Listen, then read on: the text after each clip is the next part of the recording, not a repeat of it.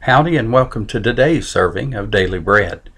Remember, on Fridays is when we will continue the narrative about the 50 days leading up to the day of Pentecost. This week, however, we're talking about forgiveness. Forgiveness removes all barriers to reconciliation and restoration. Our scripture reading is in Genesis 45, 1 through 5.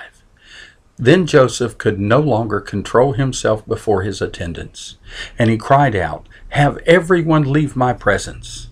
So there was no one with Joseph when he made himself known to his brothers.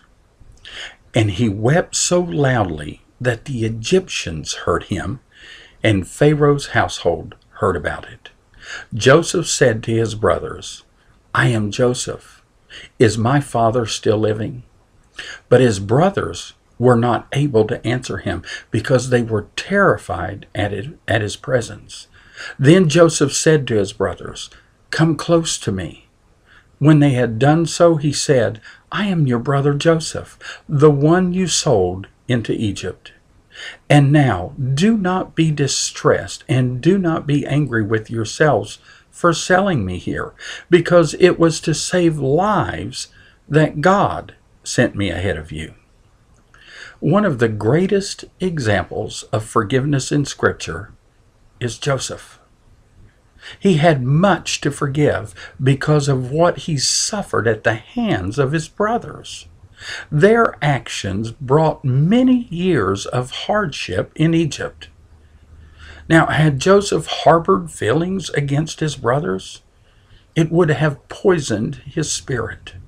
God could never have used him if he had become bitter. We must not allow bitterness to control us either.